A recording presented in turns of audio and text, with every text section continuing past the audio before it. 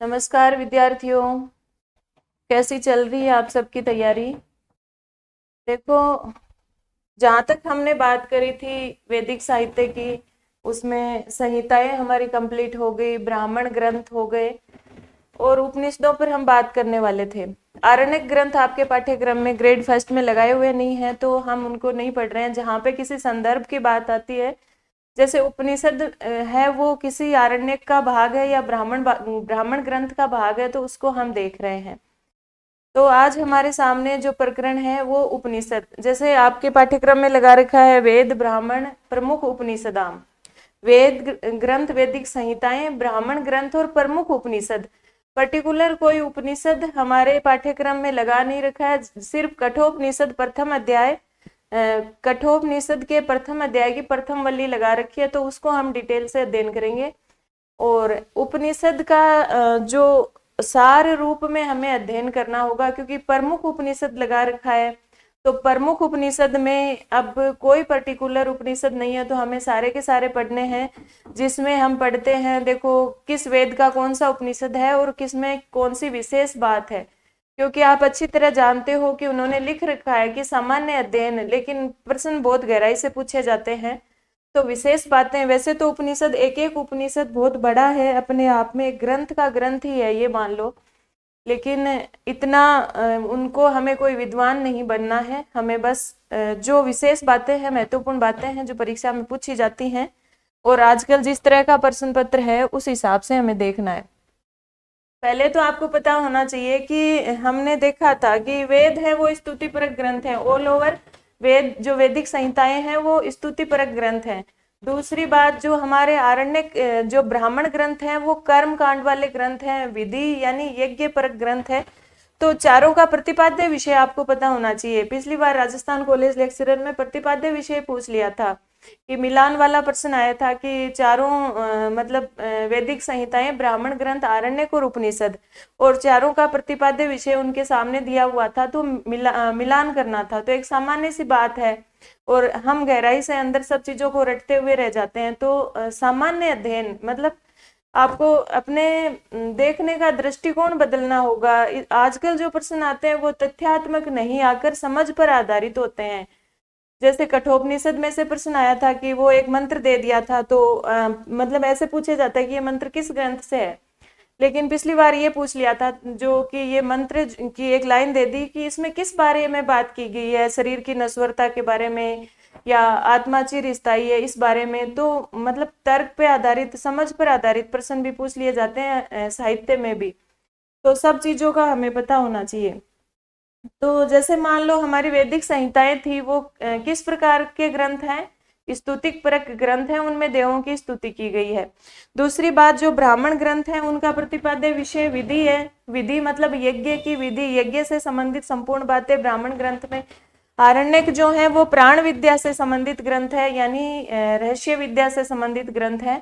और उपनिषद जो होंगे उनका प्रतिपाद्य विषय होगा ब्रह्म विद्या। तो चारों का प्रतिपाद्य विषय आपको पता होना चाहिए। तो ब्रह्म विद्या के द्योतक ग्रंथ कौन से हैं? उपनिषद हैं। अब इस बात को रटना नहीं है, ब्रह्म विद्या के द्योतक कैसे हैं उपनिषद।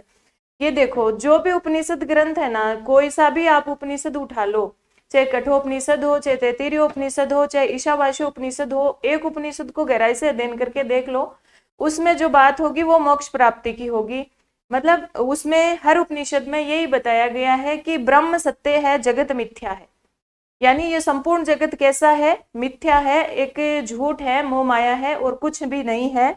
जो सत्य है वो सिर्फ और सिर्फ ब्रह्म है। तो उस ब्रह्म विद्या का द्योतक है, यानी उपनिषदों के अंतर्गत जो बातें होंगी वो जीव की, जगत की, ब्रह्म की, माया की, ब्रह्म विद्या की, ईश्वर की, ये सारी बातें होंगी अलग अलग उपनिषदों में। तो ब्रह्म विद्या के जो द्योतक ग्रंथ हैं वो उपनिषद है।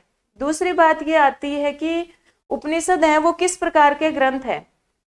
तो आपने देखा था कि चारों वेदों के अंतर्गत जितनी भी यज्ञ की बातें थी उनका सार लेकर उन्होंने ब्राह्मण ग्रंथ बना दिए। जिस तरह से यज्ञ जो वैदिक ग्रंथ हैं, वैदिक साहित्य, वैदिक संहिताएं हैं, उनकी व्याख्या की गई है ब्राह्मण ग्रंथों में, लेकिन व्याख्या सिर्फ और सिर्फ यज्ञ वाली बातों की गई है। तो यज्ञ से संबंधित सारी बातें जिस तरह से ब्राह्मण ग्रंथों में संग्रहित करी, वैसे के वैसे संपूर्ण जो वेद हैं उनमें जो दर्शन की बातें थी वो सारी की सारी उपनिषदों में आ गई। तो उपनिषद ग्रंथ किस विषय से संबंधित हैं? दर्शन से। हमारे जो षड दर्शन है ना, जैसे सांख्य कारिका वगैरह आपके पाठ्यक्रम में जैसे वेदांत दर्शन लगा रखा है, तो हमारे जो 6 आस्तिक दर्शन है वो किस पर आधारित हैं? इन्हीं उपनिषदों पर आधारित है। वैसे उपनिषदों को वेदांत भी कहते हैं। क्यों कहते हैं? कि उपनिषद है वो वैदिक साहित्य का अंतिम भाग है। आपको पता है पहले संहिताएं आती है, फिर ब्राह्मण ग्रंथ, फिर आरण्यक और फिर उपनिषद आते हैं। तो वेदांत किसको कहा गया है? उपनिषद को। यह प्रश्न भी आया हुआ है कि वेदांत है किस ग्रंथ का द्योतक है, या वैदिक साहित्य के किस भाग को वेदांत कहते हैं? वेदांत मतलब वेदों का अंत, और वेदों का अंत किससे हुआ है? उपनिषदों से। इसलिए वेदांत किसको कहते हैं? उपनिषदों को। और वेदांत से ही वेदांत दर्शन बना है। आपने देखा था कि मीमांसा दर्शन के 2 भाग है ना, उत्तर मीमांसा, पूर्व मीमांसा।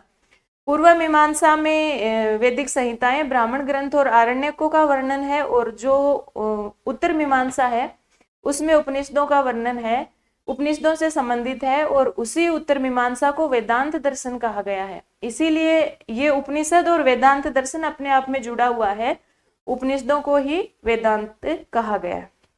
तो एक बात तो ये हो गई, उपनिषद हमारे किस प्रकार के ग्रंथ हैं? दर्शन वाली बातें हैं, दार्शनिक ग्रंथ हैं। यानी जो भी हमारे वैदिक साहित्य से संबंधित ग्रंथ हैं उनमें दर्शन से संबंधित ग्रंथ कौन से हैं? दार्शनिक ग्रंथ कौन से हैं? उपनिषद हैं। दूसरी बात ये हो गई कि उपनिषद का प्रतिपाद्य विषय क्या है? ब्रह्म विद्या है। ब्रह्म विद्या का नाम आते ही आपको उपनिषद वाला ऑप्शन सही करना है, ठीक है। तीसरी बात ये आती है कि मतलब उपनिषद जो है वो पूरा पूरा ज्ञान कांड के अंतर्गत आता है, इसमें कर्म कांड वाली कोई भी बात नहीं है। जैसे हमने देखा था यजुर्वेद कर्म कांड का विषय है, ब्राह्मण ग्रंथ है वो कर्म कांड का विषय है। यानी यज्ञ में जो जो कर्म किए जाते हैं, किस तरह से क्या क्या कार्य किए जाते हैं, मतलब जिसमें ऐसे कार्य जिसमें कर्म कांड का उपयोग होता है, यज्ञ वेदी बनाना, आहुति देना, ये सारे चीजें कर्म कांड वाली ब्राह्मण ग्रंथों में है। लेकिन उपनिषदों में कर्म कांड यानी करने के लिए कुछ भी नहीं कहा गया है, सिर्फ और सिर्फ मानसिक जप है, मतलब आध्यात्मिक और दार्शनिक है पूरा का पूरा, करने के लिए कुछ भी नहीं है। उसमें हाथ से किए जाने वाले कार्यों का वर्णन कुछ भी नहीं है। तो कर्म कांड का विषय उपनिषद बिल्कुल भी नहीं है। उपनिषद सिर्फ और सिर्फ ज्ञान कांड का विषय है। एक बात ये हो गई। फिर हम देखें कि एक प्रश्न इस तरह से भी पूछा जाता है कि उपनिषद है ना किसके लिए उपयोगी है? तो आप सोचो, हमारे भारतीय संस्कृति में 4 आश्रम होते थे, ब्रह्मचर्य आश्रम, गृहस्थ आश्रम, वानप्रस्थ आश्रम और संन्यास आश्रम। तो उपनिषद जब मोक्ष का विषय है, उपनिषद जब मोक्ष का विषय है, ब्रह्म विद्या का विषय है, तो उपनिषद है वो किन लोगों से संबंधित हो जाएगा? कोई व्यक्ति ब्रह्मचर्य में है, विद्यार्थी जीवन व्यतीत कर रहा है, तो वो तो मोक्ष प्राप्ति की ओर जाएगा नहीं, गृहस्थ वाला जाएगा। और वानप्रस्थ वाला तो अभी शुरुआत की है उसने, तो वो भी नहीं जाएगा। मोक्ष प्राप्ति से सीधा संबंध किसका है? संन्यास आश्रम का। तो जिस तरह से ब्राह्मण ग्रंथ गृहस्थ के लिए उपयोगित है क्रम कांड वाले, जो अपने आरण्यक ग्रंथ है वो वानप्रस्थी के लिए हैं, उसी तरह है हमारे उपनिषद ग्रंथ है वो किससे संबंधित है? सन्यासी से संबंधित होंगे, ठीक है। इसके पश्चात उपनिषदों को वेदों का शीर्ष भी कहा गया है। वेदा नाम शीर्ष है कह कथ्यते। वेदों का शीर्ष किसको कहा गया है? उपनिषदों को कहा गया है। दूसरी एक बात, एक प्रश्न ये भी आया हुआ है कि है ना उपनिषद क्या है? मतलब जो वेद रूपी पुष्प है उसकी सुगंध उपनिषद है, ठीक है। वेद रूपी एक वृक्ष है, उसके ऊपर जो पुष्प है उनकी सुगंध उपनिषद है। इस तरह से भी पूछा गया है। अब देखिए, आ जाइए इधर। जो उपनिषद हैं उनको व्युत्पत्ति की दृष्टि से कौन कौन से ग्रंथ के कौन से उपनिषद हैं, वो सारी बातें हम क्रम से है अध्ययन करते हैं। तो यहाँ देखिए, उपनिषद ब्रह्म विद्या का द्योतक है, मैंने बता दिया। संन्यास आश्रम से संबंधित है, ज्ञान कांड का विषय है। अब देखिए उपनिषद जो शब्द कैसे बना है। आप देख रहे हैं उपनिषद में 2 उपसर्ग हैं, उप और नी उपसर्ग सद धातु है। जो सद धातु है मूल रूप से सदलरी धातु है, फिर इत्संज्ञा वगैरह होकर के सद शेष रहता है। तो उपनिषद उप और नी उपसर्ग और सद धातु, अब इसका अर्थ अगर आप देखेंगे ना, तो उप का अर्थ आप अच्छी तरह जानते हैं, उप का अर्थ होता है समीप।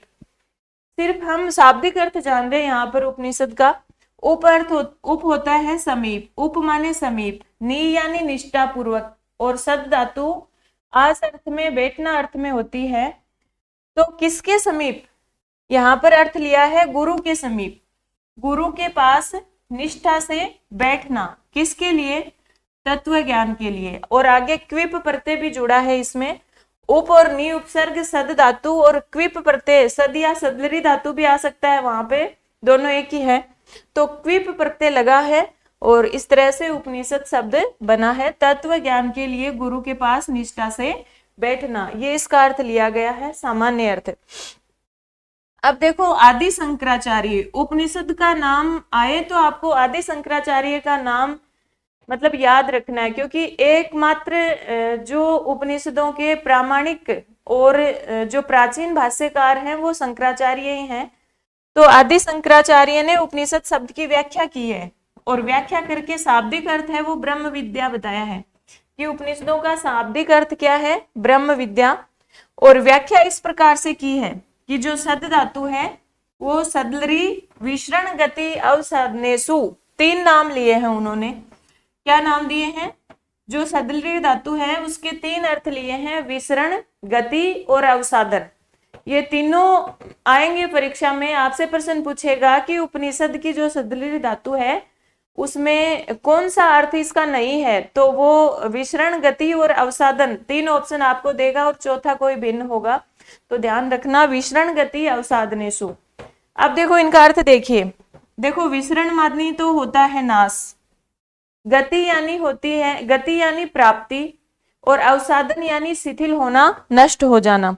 विसरण यानी नाश, गति यानी प्राप्त करना या पाना, जानना, और अवसाधन यानी शिथिल होना। अब नाश किसका, विसरण किसका, संसार की जो मूलभूत अविद्या है उसका नाश। अब ये अविद्या क्या है, ये अविद्या मतलब अज्ञान, अविद्या मतलब अज्ञान, और अज्ञान ही तो इस संसार का, इस सृष्टि का कारण है। आप जानते हो कि व्यक्ति अगर ब्रह्म प्राप्ति में लीन हो जाएगा और उसे अज्ञान नहीं रहेगा, हम जो ये विश्वास है, ये सारे के ये सारा का सारा संसार है, ये सारे के सारे रिश्ते हैं, संबंध है, इन सब का कारण क्या है, अज्ञान ही तो है। हम सभी जानते हैं कि ये मिथ्या है, कोई भी मतलब सब कुछ ब्रह्म है, जगत पूरा का पूरा मिथ्या है, लेकिन हम सब क्या हैं, अज्ञानी हैं, तभी तो इन रिश्तों में, इसी संसार में जकड़े हुए रहते हैं। तो उपनिषद का अध्ययन करने से क्या होगा, ये संसार की जो कारणभूत अविद्या है इसका नाश हो जाएगा। यानी सृष्टि की जो उत्पत्ति है आगे से आगे उसका कारण अज्ञान ही तो है। अगर व्यक्ति अज्ञानी नहीं होगा तो न किसी रिश्तों में विश्वास करेगा, न आगे से आगे सृष्टि का विकास होगा, वो तो सिर्फ ब्रह्म प्राप्ति में लीन होगा। तो संसार की मूलभूत अविद्या का नाश करने वाले ग्रंथ हैं उपनिषद। दूसरा जो अर्थ लिया गया है गति, यानी उपनिषदों के अध्ययन से 3 काम होते हैं, ये ध्यान रखना आप। तो एक तो संसार की मूलभूत अविद्या का नाश होता है, दूसरी बात गति, गति यानी प्राप्ति, प्राप्ति किसकी, ब्रह्म की प्राप्ति हो जाती है, ब्रह्म का ज्ञान हो जाता है व्यक्ति को, और तीसरा है अवसाधन, अवसाधन यानी शिथिलता, मनुष्यों के दुखों और बंधनों का शिथिल होना। यानी जब हमें ब्रह्म की प्राप्ति हो जाएगी, मनुष्य अज्ञान से बाहर निकल जाएगा कि ये जगत मिथ्या है। जब ये जगत ही मिथ्या है तो ये जगत ही तो दुख का कारण है ना। हमें दुख क्यों होगा, जब हमें दुख किस कारण से होता है, हम किसी की मृत्यु से दुखी होते हैं, किसी की बीमारी से दुखी होते हैं, क्यों होते हैं, क्योंकि हम अज्ञानी हैं, मोह में हैं, जकड़े हुए हैं। तभी तो किसी अज्ञात व्यक्ति के मरने से हमें दुख नहीं होता, किसी कहीं पर हमने कुछ सुना, कोई भी दुर्घटना या कुछ भी ऐसा, तो हम उस खबर, उस समाचार को पढ़ के रह जाते हैं, हमें इतना दुख नहीं होता।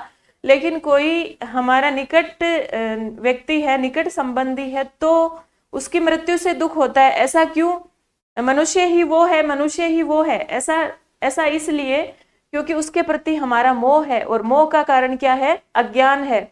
जब ये अज्ञान नष्ट हो जाएगा, मोह नष्ट हो जाएगा, तो क्या होगा, हमें कोई दुख ही नहीं होगा, दुख का नष्ट हो जाएगा, अवसाधन हो जाएगा। ठीक है, तो 3 कार्य होते हैं इससे, विसरण गति और अवसादन। विसरण यानी नाश, संसार का जो मूलभूत अज्ञान है, जो अविद्या है, संसार की कारणभूत अविद्या है, उसका नाश हो जाएगा। दूसरी बात ब्रह्म की प्राप्ति, और तीसरी बात दुखों का नाश हो जाएगा। ठीक है, फिर देखिए, ये तो हो गया सामान्य अर्थ।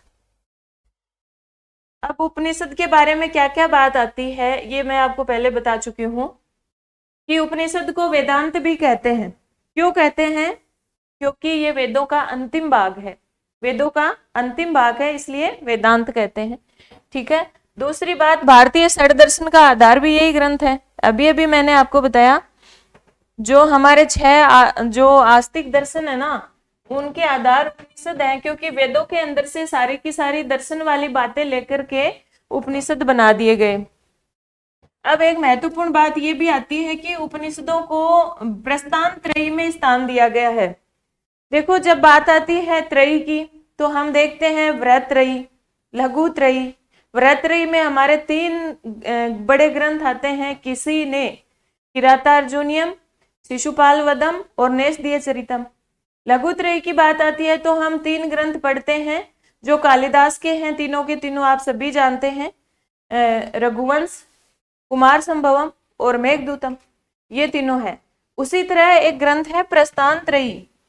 प्रस्थान त्रयी में 3 ग्रंथ आते हैं, याद रखना, श्रीमद् भगवत गीता, गीता भी है आपके, गीता का दूसरा अध्याय आपके पाठ्यक्रम में लगा रखा है, गीता, ब्रह्म सूत्र और उपनिषद। और ये तीनों ही ग्रंथ आपको पता है, गीता में भी क्या है, वो ही कर्म करने का उपदेश है, और संसार की मोह माया के प्रति व्यक्ति को मतलब उससे हटके सिर्फ अपना कर्म करना चाहिए, यही उपदेश दिया भगवान श्री कृष्ण ने। तो गीता भी मोक्ष प्राप्ति कराती है, ब्रह्म सूत्र में भी वही बातें हैं, और उपनिषद, ये तीनों प्रस्थान त्रयी के अंतर्गत आते हैं। प्रस्थान त्रयी का मतलब आप समझ गए, मोक्ष प्राप्ति। तो गीता, ब्रह्म सूत्र और उपनिषद तीनों प्रस्थान त्रयी में आते हैं। तो कौन कौन से ग्रंथ प्रस्थान त्रयी के अंतर्गत गणित हैं, गिने जाते हैं, याद रखना। और वेदों का शीर्ष भी कहा गया है उपनिषद, और उपनिषद ज्ञान कांड के अंतर्गत आते हैं। ठीक है, अब ये बात वेद वृक्ष वाली देख लो। वेद वृक्ष की जो शाखाएं, ऐसे मानो वेद एक वृक्ष है, उसकी शाखाएं जो है ना, टहनियां, वो ब्राह्मण ग्रंथ है, पुष्प है वो आरण्यक ग्रंथ है, और सुगंध जो है, सुरभि जो है, वो उपनिषद ग्रंथ है। ठीक है, उपनिषदों की विषय वस्तु दार्शनिक है, मैं पहले ही बता चुकी हूँ। ब्रह्म, जीव, जगत, माया, ईश्वर आदि दार्शनिक तत्वों का वर्णन उपनिषदों के अंतर्गत है। एक बात यहाँ पर है, एक बात आती है परवर्ती मार्ग और एक निवर्ती मार्ग। ठीक है, परवर्ती मार्ग का अर्थ आप समझते हैं किसी कार्य में परवर्त होना, लीन होना। निवर्ती मार्ग का अर्थ होता है निवृत्त हो जाना, सब कार्यों से निवृत्त होकर मोक्ष प्राप्ति की ओर जाना। निवृत्त होने का मतलब हमारे सब कार्य पूर्ण हो चुके हैं, अब हमें सिर्फ ईश्वर की प्राप्ति, आत्मा का परमात्मा में लीन होने वाली बात। तो निवृत्ति मार्ग वाले ग्रंथ, हमें निवृत्त करने वाले ग्रंथ उपनिषद है। तो आपसे प्रश्न पूछेगा, निवृत्ति मार्ग का संबंध किस ग्रंथ से है? तो उपनिषद से। और प्रवृत्ति मार्ग, हमें कर्म कांड में प्रवृत्त कौन से ग्रंथ करते हैं? हम पढ़ चुके हैं, ब्राह्मण ग्रंथ में पूरी पूरी कर्म कांड की बात है। अभी यज्ञ करना, अभी 10 पौर्णमास यज्ञ करना है, अभी सोमरस की आहुति देनी है, अभी दुग्ध की आहुति देनी है, अभी जल की आहुति, अभी घी की, घृत की आहुति देनी है। इस तरह से कर्म कांड सारे के सारे ब्राह्मण ग्रंथों में थे। तो ब्राह्मण ग्रंथ प्रवृत्ति मार्ग से संबंध रखते हैं, और जो उपनिषद हैं वो निवृत्ति मार्ग से संबंध रखते हैं। इसी तरह देखिए, आदि शंकराचार्य ने जो ईशावास्य उपनिषद भाष्य लिखा है, उसमें कहा भी है, उपनिषादयति सर्वान अनर्थकरम संसारम विनाशयति संसार कारणभूतम अविद्याम शिथिलयति ब्रह्म च गमयति। मतलब वही बात कही है कि सर्वान अनर्थकरम संसारम, संसार कारणभूतम अविद्याम विनाशयति। संसार कारणभूतम अविद्याम के आगे विनाशयति को जोड़ दो कि संसार के मूलभूत अविद्या का विनाश करते हैं कौन? उपनिषद। ठीक है, एक तो क्या करते हैं, संसार के कारणभूत अविद्या का विनाश करते हैं। सर्वान अनर्थकरम संसारम शिथिलयति, संपूर्ण जो अनर्थकर संसार है, यानी जो बंधन है हमारे, उनको शिथिल करते हैं, और ब्रह्म च गमयति, हमें ब्रह्म की ओर ले जाते हैं। ठीक है, ये बात किसने कही है? शंकराचार्य ने। अब देखो उपनिषदों की संख्या, जो उपनिषदों की संख्या है ना, वो भाई सब जगह अलग अलग बताई गई है। मतलब कभी कितने, मतलब 200 तक प्राप्त होती है संख्या, लेकिन आपको याद क्या रखना है? प्रामाणिक जो संख्या है वो मुक्ति को उपनिषद के अनुसार उपनिषदों की संख्या 108, कितनी है? 108 बताई गई है। और इस 108 में आप देख सकते हैं कि सभी वेदों से संबंधित जो उपनिषद है ना, वो मैंने यहाँ पे लिख दिया है। 10, 19, 32, 16 और 31 ऋग्वेद से संबंधित 10 उपनिषद माने गए हैं। शुक्ल यजुर्वेद के 19, कृष्ण यजुर्वेद के 32, 16 सामवेद से संबंधित और 31 अथर्ववेद से संबंधित। याद कर सके तो इसको करना, बाकी कोई आवश्यकता नहीं है। आपको इतना याद रखना है कि मुक्ति को उपनिषद के अनुसार उपनिषदों की संख्या 108 है। अब देखो, ये संख्या तो 108 है, लेकिन आपसे प्रश्न पूछेगा कि सामान्यतः वर्तमान में प्राप्त या ऐसे प्राचीन उपनिषद जिन पे शंकराचार्य ने भाष्य लिखा है, या मुक्ति को उपनिषद में भी ये बात आई है कि 10 जो उपनिषद हैं वो मोस्ट हैं, वो प्रामाणिक हैं, वो प्राचीन हैं। तो वो 10 उपनिषद कौन से हैं, उनके नाम अवश्य याद रख लेना। शंकराचार्य ने कहा है इनके ऊपर भाष्य लिखा है 10 उपनिषदों पर। तो कौन कौन से 10 उपनिषदों पर शंकराचार्य ने भाष्य लिखा है? और जो अपना मुक्ति को उपनिषद है उसमें भी कहा है 10 उपनिषदम पठ। तो वो 10 उपनिषद कौन से हैं? देखो, वो 10 उपनिषद है इस केन कठ प्रश्न मुंड मांडुक्य तितिरी। ये लाइन आपको याद होनी चाहिए, इस केन कठ प्रश्न मुंड मांडुक्य तितिरी एत्रेन च छांदोग्यम बृहद आरण्यकम तथा। ठीक है, ये याद करना आपको कौन कौन से 10 उपनिषद हैं, और ये दसों जो उपनिषद है ना वो किस वेद से संबंधित है, ये भी आपको पता होना चाहिए। देखो, इस तो वही है ईशोपनिषद, ईशावास्य उपनिषद, जो हमारे शुक्ल यजुर्वेद से संबंधित है। केनोपनिषद सामवेद से संबंधित है। कठोपनिषद आपके पाठ्यक्रम में लगाया भी हुआ है, कृष्ण यजुर्वेद से संबंधित है। प्रश्न मुंड मांडुक्य, ये तीनों के तीनों अथर्ववेद से संबंधित है। तैत्तिरीय उपनिषद कृष्ण यजुर्वेद का है। ऐत्रेय जो है वो ऋग्वेद का है। छांदोग्य जो है वो सामवेद का, बृहदारण्यक शुक्ल यजुर्वेद का उपनिषद है। तो शंकराचार्य के भाष्य में, शंकराचार्य ने जो भाष्य लिखा है वो तो इन पे लिखा है 10 पर। इसके अलावा भाष्य में 3 उपनिषद, मतलब उन्होंने चर्चा की है 3 उपनिषदों की कि ये भी प्रामाणिक है। इनके ऊपर उपनिषद लिखा नहीं है, भाष्य नहीं लिखा है, लेकिन इनको मानना है। तो वो कौन कौन से हैं? श्वेता, अश्वतर, कौशितकी और मैत्रायणी। देखो, आपको पता है श्वेता अश्वतर कृष्ण यजुर्वेद का है, ऐसे याद कर लेना। कृष्ण यजुर्वेद काला है लेकिन उसका उपनिषद श्वेत है। ठीक है, तो श्वेता अश्वतर किससे संबंधित हो गया? कृष्ण यजुर्वेद से। ऐत्रेय और कौशितकी ऋग्वेद के हैं ही, क्योंकि शाखाएं भी यही हैं, ब्राह्मण ग्रंथ भी यही है, तो आप जानते हो। मैत्रायणी किससे संबंधित होगा? कृष्ण यजुर्वेद से। ठीक है, अतः प्राचीन उपनिषदों की संख्या मानी गई है 13। समझ तो गए ना? 10 तो वो हैं जिन पे भाष्य लिखा है, इनके अलावा 3 की चर्चा और की है शंकराचार्य ने। इस तरह 13 उपनिषद हो गए। उपनिषदों के प्राचीन भाष्य एवं अनुवाद। देखो, उपनिषदों पर एकमात्र भाष्य प्राप्त होता है शांकर भाष्य, इसके अलावा कोई भी प्रामाणिक भाष्य नहीं प्राप्त होता जो आदि शंकराचार्य ने लिखा है। और कितने उपनिषदों पर लिखा है ये भी मैं आपको बता चुकी हूँ, 10 उपनिषदों पर आदि शंकराचार्य ने भाष्य लिखा है। अब देखो, दारासिकों ने अनुवाद किया है किसका? उपनिषदों का। उपनिषदों का अनुवाद किया है दारासिकों ने।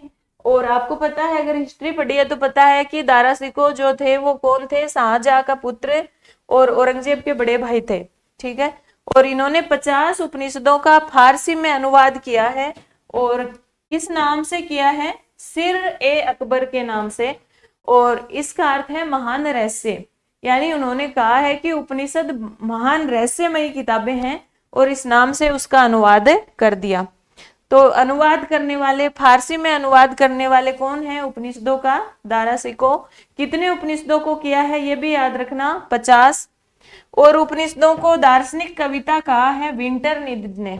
ठीक है, आजकल इस तरह के प्रश्न भी पूछे जाने लगे हैं, कोई विशेष बात नहीं है। और उपनिषदों का जो अंग्रेजी अनुवाद किया है वो राजा राम मोहन राय, सीताराम शास्त्री और गंगानाथ झा। इस तरह की बातें यहाँ से आती है। अब आपसे प्रश्न पूछेगा कि जो जितने भी उपनिषद है ना, उनमें सबसे प्राचीनतम उपनिषद कौन सा है? तो ईशावास्यो उपनिषद, और सबसे महत्वपूर्ण भी है। जब हमने वैदिक संहिताएं पढ़ी थी ना, तब भी मैंने आपको बताया था कि शुक्ल यजुर्वेद का 40वां अध्याय ईशावास्य उपनिषद या ईशोपनिषद के नाम से जाना जाता है। तो ये सबसे इंपॉर्टेंट है, सबसे महत्वपूर्ण है। तो ये ईशावास्य उपनिषद शुक्ल यजुर्वेद से संबंधित है। दूसरी बात कि एकमात्र उपनिषद ऐसा है जो मूल संहिता का भाग है। देखो बाकी सारे उपनिषद है ना, उपनिषद कोई अलग से ग्रंथ नहीं रचे गए। जो ब्राह्मण ग्रंथ थे और जो आरण्यक थे, उन्हीं का एक भाग दर्शन से संबंधित था, उसी भाग को उपनिषद नाम से संबोधित कर दिया। लेकिन जो ईशावास्य उपनिषद है वो न तो किसी ब्राह्मण ग्रंथ का भाग है, न ही किसी आरण्यक ग्रंथ का भाग है, और न ही कोई अलग विषय है, मूल संहिता का ही भाग है। शुक्ल यजुर्वेद का के जो 40 अध्याय हैं, उसमें जो 40वां अध्याय है ना, दोनों संहिताओं पर, माध्यन्दिन और काणव दोनों संहिताओं पर जो 40वां अध्याय है वो ही ईशावास्यो उपनिषद है। ठीक है, सबसे बड़ा उपनिषद हमारा है बृहदारण्यक उपनिषद। बृहदारण्यक उपनिषद, और इसके शुरुआत में ही बृहद लगा हुआ है, और बृहद मानी होता है बड़ा, तो भूलने का तो प्रश्न ही नहीं उठता। आपको अच्छी तरह से याद है कि बृहदारण्यक सबसे बड़ा है। और ये बृहदारण्यक किस वेद से संबंधित है? शुक्ल यजुर्वेद से। देखो हमने ब्राह्मण ग्रंथ पढ़े थे, तभी बात की थी कि शुक्ल यजुर्वेद का जो ब्राह्मण है ना, शतपथ ब्राह्मण, उसकी जो दोनों शाखाएं, जो शुक्ल यजुर्वेद के माध्यन्दिन और काणव दोनों ही शाखाओं पर शतपथ ब्राह्मण प्राप्त होता है, और उसी शतपथ ब्राह्मण का जो अंतिम भाग है वो बृहदारण्यक उपनिषद कहलाता है। ये बात मैंने ब्राह्मण ग्रंथों में भी आपको समझाई थी। और सबसे छोटा उपनिषद है मांडुक्य उपनिषद, जो अथर्ववेद का है। प्रश्न मुंड मांडुक्य ये अथर्ववेद के हैं। अब देखो ये चार्ट आपको पता होना चाहिए कि उपनिषद जो है किस वेद से संबंधित कौन सा उपनिषद है। और सिर्फ उपनिषद ही नहीं, सारी बातें आपको यहाँ से पता होनी चाहिए, और आपको याद भी हो गई होगी। देखो सबसे पहले जब बात आती है ऋग्वेद की,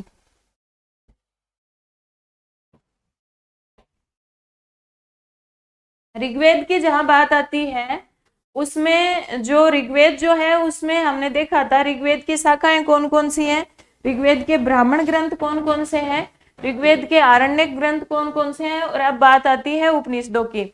जो ऋग्वेद है ना, उसकी शाखाएं आपने कौन कौन सी पढ़ी थी, याद करो, रिवाइज करो, रिकॉल करो वापस, क्योंकि ये सारी चीजें आपस में जुड़ी हुई हैं, तारतम्य इनका बना हुआ है, तो अलग अलग याद करने का प्रश्न ही नहीं उठता। ऋग्वेद है, उसकी 5 शाखाएं हमने पढ़ी थी, शाकल, वास्कल, आश्वलायन, सांखायन और मांडुकायन, जिसमें से शाकल शाखा वर्तमान में प्रचलित है। हो गई बात। अब फिर हमने पढ़े ऋग्वेद के ब्राह्मण ग्रंथ। तो ऋग्वेद के जो ब्राह्मण ग्रंथ कौन कौन से थे? ऐत्रेय और सांखायन। ऐत्रेय और सांखायन दो ही थे, और सांखायन को कौशितकी ब्राह्मण भी कहते हैं। और यही जो ऋग्वेद है उसके 2 आरण्यक हैं, सांखायन, ऐत्रेय और सांखायन, और सांखायन को कौशितकी आरण्यक भी कहते हैं।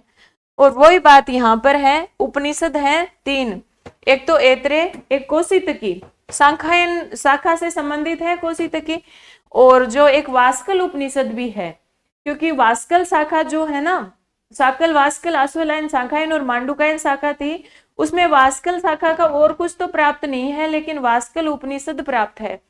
तो 3 उपनिषद हो गए ऋग्वेद से संबंधित, ऐत्रेय, कौशितकी और वास्कल। क्लियर है? जो शुक्ल यजुर्वेद है, शुक्ल यजुर्वेद की 2 शाखाएं हमने पढ़ी थी कि शुक्ल यजुर्वेद की 2 शाखाएं प्राप्त होती है, माध्यन्दिन और काणव शाखा, माध्यन्दिन और काणव शाखा। फिर हमने देखा शुक्ल यजुर्वेद के ब्राह्मण ग्रंथ, ब्राह्मण ग्रंथ माध्यन्दिन और काणव दोनों शाखाओं से संबंधित एक ही ब्राह्मण है, वो शतपथ ब्राह्मण है। ठीक है। तीसरी बात आरण्यक की आती है, तो शुक्ल यजुर्वेद का आरण्यक है बृहदारण्यक। ठीक है। फिर उपनिषद की जब बात आती है तो शुक्ल यजुर्वेद का एक तो है ईशावास्य उपनिषद, जो आपको मैंने बताया था 40वां अध्याय है, और एक बृहदारण्यक उपनिषद, ये आरण्यक भी है और उपनिषद भी है। ठीक है। कृष्ण यजुर्वेद की जहां बात आती है तो हमने 4 शाखाएं पढ़ी थी, तैत्तिरीय, मैत्रायणी, कठ, कपिष्टल। तैत्तिरीय, मैत्रायणी, कठ, कठ को काठक भी कहते हैं, और कपिष्टल कठ शाखा, 4 शाखा पढ़ी थी, चारों ही प्राप्त हैं। फिर हमने देखा था इसके ब्राह्मण ग्रंथ, तो हमने देखा एक तो तैत्तिरीय ब्राह्मण प्राप्त होता है, एक मैत्रायणी ब्राह्मण प्राप्त नहीं है, बस वो मतलब नाम के रूप में पढ़ते हैं, तो तैत्तिरीय ब्राह्मण ही प्राप्त है। फिर आरण्यक, तो तैत्तिरीय और मैत्रायणी ही आरण्यक हैं इसके। जब उपनिषद की बात आती है तो देखो एक तो तैत्तिरीय है, एक मैत्रायणी है, एक जो कठ शाखा थी ना, तैत्तिरीय, मैत्रायणी, कठ, कपिष्टल, तो जो कठ शाखा थी उस पे कठोपनिषद प्राप्त होता है। एक श्वेताश्वतर उपनिषद प्राप्त होता है, क्योंकि श्वेताश्वतर उपनिषद जो है वो ऐसे याद कर लो कि कृष्ण और श्वेत को मिला करके, और एक महानारायणी उपनिषद जो कि तैत्तिरीय उपनिषद का अंतिम भाग है। फिर सामवेद, सामवेद की 3 शाखाएं हमने पढ़ी थी, कौथुमीय, राणायनीय और जैमिनीय। कौथुमीय, राणायनीय और जैमिनीय। जहां ब्राह्मण ग्रंथों की बात आती है तो सामवेद के बहुत सारे ब्राह्मण ग्रंथ थे, हमने देखा था, तांडे ब्राह्मण, षड्विंश, पंचविंश, षड्विंश, आर से देवताध्याय, सामविधान, जैमिनीय इत्यादि 9 ब्राह्मण ग्रंथ सामवेद के थे। और सामवेद के जो ब्राह्मण ग्रंथ पढ़ लिए, फिर जो सामवेद के उपनिषद आते हैं, आरण्यक की बात आती है तो एक आरण्यक है तवलकार आरण्यक, जैमिनी है उसी का नाम तो तवलकार है, और उपनिषद है वो केनोपनिषद और छांदोग्य उपनिषद। ये जो छांदोग्य उपनिषद है वो उसी का भाग है, मतलब हमने ब्राह्मण पढ़ा था ना, मंत्र ब्राह्मण, उसी में आगे छांदोग्य या मंत्र ब्राह्मण था, उसी के अंदर आगे के 8 प्रपाठक थे, वो छांदोग्य उपनिषद के नाम से प्रचलित हैं। और अथर्ववेद, अथर्ववेद में हमने देखा था कि अथर्ववेद की शाखाएं तो 9 थी, पीपलाद, मोद, स्तोत, जांजल, जलद, देवदर्श, चारणवेद, वो सारी 9 शाखाएं थी। और ब्राह्मण ग्रंथ अथर्ववेद का एक ही ब्राह्मण है, गोपथ ब्राह्मण। कौन सा वेद है जिसका कोई आरण्यक नहीं है? तो अथर्ववेद का कोई आरण्यक नहीं है। और अथर्ववेद के 3 उपनिषद हमें प्राप्त होते हैं, प्रश्न, मुंड, मांडुक्य। ठीक है। तो यहाँ से किस वेद की कौन सी शाखा है, कौन सा ब्राह्मण है, कौन सा आरण्यक है और कौन सा उपनिषद है, ये चीज आपको बिल्कुल स्पष्ट होनी चाहिए। ठीक है, आगे बढ़ने के लिए। अब देखिए प्रमुख उपनिषद। अब देखो पहले जो पेपर बनते थे ना वो यहाँ तक ही बनते थे, इनकी विषय वस्तु पढ़ने की आवश्यकता नहीं होती थी, लेकिन आज ऐसा नहीं है, तो हमें इनकी विषय वस्तु भी पढ़नी है, सामान्य सी बात है। तो प्रमुख उपनिषद जो है ना, उसमें सबसे पहले हम ले रहे हैं ऐत्रेय उपनिषद को। ऐत्रेय उपनिषद जो है वो ऋग्वेद की साकल शाखा से संबंधित है। ठीक है, सबसे पहली बात, ऐत्रेय उपनिषद ऋग्वेद की साकल शाखा से संबंधित है। शाखा आपको पता होना चाहिए, कौन सा उपनिषद किस शाखा से संबंधित है। तो ऋग्वेद की शाखाएं जो है वो 5 है, लेकिन साकल शाखा प्राप्त है। तो सबसे पहले ऐत्रेय उपनिषद ऋग्वेद की साकल शाखा से संबंधित है। और साकल शाखा में ये कहाँ पे स्थित है? ऐत्रेय आरण्यक जो है, आरण्यक हमने पढ़े नहीं है, लेकिन प्रत्येक जो उपनिषद है वो किसी न किसी आरण्यक या ब्राह्मण का भाग है, तो इस चीज को हमें देखना ही होगा। इस पे विशेष ज्यादा वो फोकस करने की आवश्यकता नहीं है, बस सामान्य रूप से इनको देखना कि जो ऐत्रेय आरण्यक है ना, उसके अंदर 15 आरण्यक है। ऐत्रेय आरण्यक खुद है, उसके अंदर जो 15 आरण्यक है, उसमें जो दूसरा आरण्यक है उसमें 4 से लगाकर 6 तक जो अध्याय है वो क्या कहलाता है? 4 से 6 तक अध्याय ऐत्रेय उपनिषद कहलाता है।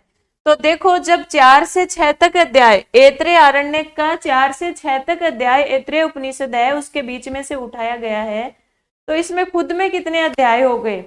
3 अध्याय हो गए ना, 4 5 6, 3 अध्याय लिए हैं ऐत्रेय आरण्यक के, तो इसमें ऐत्रेय उपनिषद में खुद में 3 अध्याय हो गए, तो 4 5 6 इस तरह से 3 अध्याय हो गए। तो इसमें 3 अध्याय हैं और 5 खंड है। ये खंड किस तरह से हैं? 3, प्रथम अध्याय में 3 खंड, दूसरे में 1 खंड और तीसरे में 1 खंड, इस तरह से 5 खंड है। और ये किस तरह का, कौन सा उपनिषद गद्यात्मक है, कौन सा पद्यात्मक है, कौन सा गद्य पद्य मिश्रित है, ये चीज भी आपको याद करनी है। तो मैं आपको प्रारंभ में ही बता दूं, आप है ना इतना याद कर लो कि 2 उपनिषद तो गद्य पद्य का मिश्रण है, एक तो केनोपनिषद और एक मांडुक्य उपनिषद। केन और मांडुक्य उपनिषद गद्य पद्य का मिश्रण है। इसके अलावा 4 उपनिषद पद्यात्मक है। कौन कौन से?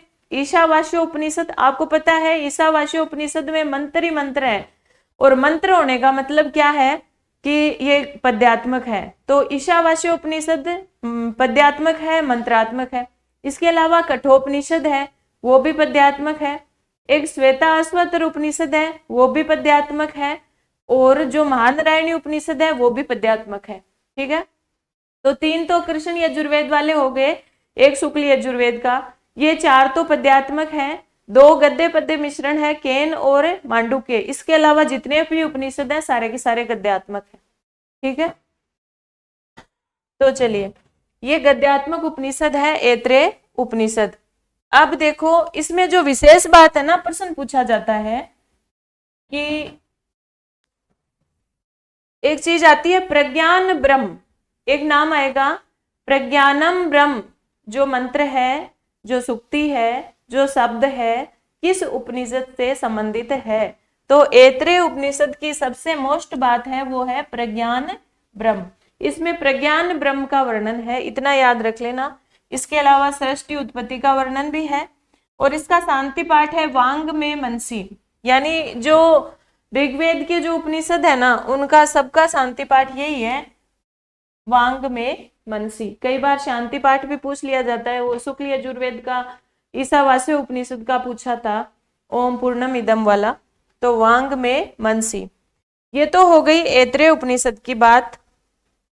फिर है सांख्यायन या कौशितकी उपनिषद। कौशितकी उपनिषद अच्छी तरह जानते हो, सांख्यायन शाखा से संबंधित है।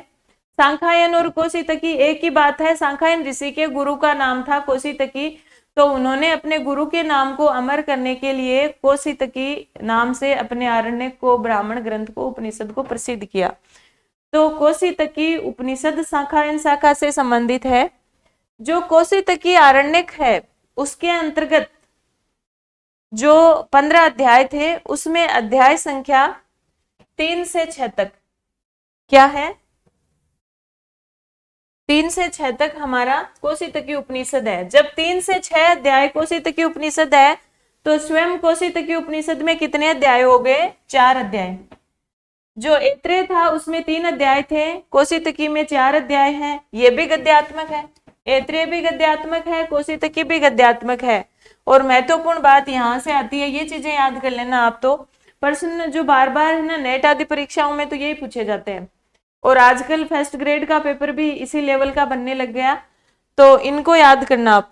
देवयान और पितृयान का वर्णन है, प्राण का विवेचन है, और 2 संवाद हैं इसमें। एक परतर्दन, 2 मोस्ट संवाद हैं, और भी होंगे। परतर्दन इंद्र आख्यान और अजात शत्रु बालाकी आख्यान। परतर्दन इंद्र का आख्यान और अजात शत्रु बालाकी आख्यान का संबंध किससे है? अपने कौशितकी उपनिषद से है। ठीक है, तो ये ऋग्वेद के उपनिषद हुए ऐत्रेय और सांख्यायन। फिर देखो जो वास्कल उपनिषद है ना, ये मंत्रात्मक है, ये वास्कल शाखा से संबंधित है, छंदोबद्ध है, और इसमें 37 मंत्र है। ये ज्यादा महत्वपूर्ण नहीं है। ऋग्वेद के कंप्लीट हो गए। वापस बताओ, ऋग्वेद से संबंधित 3 उपनिषद कौन से हैं? ऐत्रेय, कौशितकी और वास्कल उपनिषद। ऐत्रेय, कौशितकी और वास्कल उपनिषद। ठीक है, याद हो गया। फिर हम आते हैं शुक्ल यजुर्वेद की ओर। तो शुक्ल यजुर्वेद में आपको पता है ईशावास्य उपनिषद। ईशावास्य उपनिषद इज वेरी वेरी इंपॉर्टेंट बच्चों सबसे ज्यादा महत्वपूर्ण अगर कोई उपनिषद है, एक तो ईशावास्य उपनिषद है और दूसरा क्या है, कठोपनिषद, बिकॉज वो आपके पाठ्यक्रम में भी लगा रखा है। तो पिछली बार अभी जो फर्स्ट ग्रेड आपकी परीक्षा हुई थी उसमें कठोपनिषद से प्रश्न आया था कि नचिकेता का दूसरा वर्ग क्या था। तो ईशावास्य उपनिषद भी बहुत महत्वपूर्ण है। अब आपको पता है ईशावास्य उपनिषद के बारे में महत्वपूर्ण बातें आपको बताती हूँ। पहली बात तो शुक्ल यजुर्वेद से संबंधित है। दूसरी बात सबसे प्राचीन उपनिषद है। तीसरी बात एकमात्र ऐसा उपनिषद जो मूल संहिता का भाग है, मूल वेद का भाग है। देखो आप जब शुक्ल यजुर्वेद की माध्यन्दिन और काण्व संहिता पढ़ेंगे तो दोनों में 40-40 अध्याय हैं, मैं पढ़ा चुकी हूँ, और 40 अध्याय में क्या चीजें हैं वो भी बता चुकी हूँ। तो जो 40वां अध्याय है आपने देखा था, 34वां अध्याय तो शिव संकल्प सूक्त है वहां पर, और जो 40वां अध्याय है वो ईशावास्य उपनिषद है। ठीक है, तो जो 40वां अध्याय है वो ईशावास्य उपनिषद है, दोनों का ही, लेकिन मंत्रों में फर्क है। ईशावास्य उपनिषद के अंतर्गत 18 मंत्र हैं, किसके अनुसार, काण्व संहिता के अनुसार, और माध्यन्दिन संहिता के अनुसार 17 मंत्र हैं। जो माध्यन्दिन संहिता वाला ईशावास्य उपनिषद या ईशोपनिषद है उसमें तो 17 मंत्र हैं, और काण्व वाला है वो 18 मंत्र हैं। लेकिन जो वर्तमान में प्रचलित है वो 18 मंत्र वाला काण्व संहिता वाला है। तो अगर आपसे प्रश्न पूछे ईशावास्य उपनिषद में कितने मंत्र हैं, तो 18 मंत्र हैं। ठीक है, कितने मंत्र हैं, 18 मंत्र हैं, याद हो गया।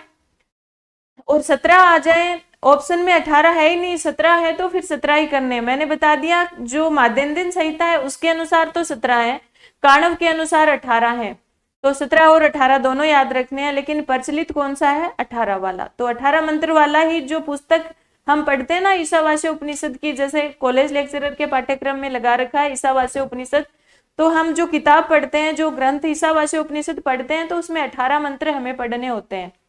समझ तो गए होंगे। अब देखो ये पद्यात्मक है, जब मंत्र है तो सीधी सी बात है पद्यात्मक है। कितने मंत्र हैं, बात हो गई, 17 और 18। काण्व संहिता वाला उपनिषद प्रचलित है, और ये मंत्रोपनिषद भी कहते हैं इसको, क्योंकि मंत्र ही मंत्र है इसमें। इसके अपर नाम वात्स्नेही संहिता, आपको पता है वही वात्स्नेही वाली बात शुरू में ही आपको बता चुकी हूँ कि शुक्ल यजुर्वेद के अध्येता आख्याता ऋषि याज्ञवल्क्य थे। याज्ञवल्क्य के पिता का नाम वात्सनी था। वात्सनी का अर्थ होता है अन्न के दाता, और वात्सनी की पुत्र होने के कारण ये वात्सनेय कहलाए, इसीलिए ये ईशावास्य उपनिषद वात्सनेय सूक्त भी कहलाता है। इसको आत्म अध्याय भी कहते हैं क्योंकि इसमें आत्मा का वर्णन है। इसमें ब्रह्म अध्याय भी कहते हैं क्योंकि इसमें ब्रह्म का वर्णन है। आत्म सूक्त भी है, ब्रह्म सूक्त भी इसको कह सकते हैं, क्योंकि शुक्ल यजुर्वेद का जो 40वां अध्याय है उसके देवता आत्मा है। अब देखो इस जो उपनिषद है उसमें है क्या। वैसे मंत्रों की दृष्टि से ये सबसे छोटा है। मंत्रों की, वैसे तो सबसे छोटा उपनिषद मांडुक्य उपनिषद है, लेकिन मंत्रों की दृष्टि से सबसे छोटा यही है, ईशावास्य उपनिषद। अब आप देखोगे कि इसमें है क्या। ईशावास्य उपनिषद को शॉर्ट में जब आपको मैं बताऊं तो एक तो इसमें यह है कि संपूर्ण संसार ब्रह्म से व्याप्त है। इसमें क्या कहा गया है, संपूर्ण संसार ब्रह्म से व्याप्त है और कुछ भी नहीं है। तो एक तो ब्रह्म का वर्णन है, और दूसरी बात कर्म के बारे में बताया गया है कि मनुष्य को कर्म करते रहना चाहिए, अपना कर्म ईमानदारी से करते रहना चाहिए, और त्याग पूर्वक भोग करना चाहिए, यानी दान पूर्वक उपभोग करना चाहिए। यानी हम जो भी सारा कमा रहे हैं, अर्न कर रहे हैं, उसका कुछ हिस्सा हमें दान भी करना चाहिए। और दूसरी बात इसमें ये बताइए कि किसी दूसरे के धन का लालच नहीं करना चाहिए। ये कुछ महत्वपूर्ण बातें ईशावास्य उपनिषद की है। तो इसकी कुछ सूक्तियां हैं वो आप देख लीजिए। एक सबसे इंपॉर्टेंट बात यह है कि विद्या और अविद्या का जो विद्या और अविद्या शब्द कठोपनिषद भी पाए गए हैं, लेकिन वहां पे दूसरे संदर्भ में है। वहां पर श्रेय और प्रेय, वहां पर एक जगह है शब्द प्रयुक्त हुआ है विद्या अविद्या, लेकिन वो अलग है। श्रेय और प्रेय के अर्थ में है, जब कठोपनिषद पढ़ाऊंगी तब बताऊंगी। यहाँ पर विद्या और अविद्या का अर्थ है मतलब विद्या और अविद्या, ज्ञान और अज्ञान के संदर्भ में जो बताया है, तो विद्या और अविद्या का वर्णन किया गया। विद्या और अविद्या शब्द आए तो मतलब ईशावास्य उपनिषद में है कि विद्या अविद्या का वर्णन किस उपनिषद में है, ईशावास्य उपनिषद में। और संभूति असंभूति का वर्णन, संभूति का अर्थ लिया गया है विद्या से और असंभूति का अर्थ लिया गया है विनाश से।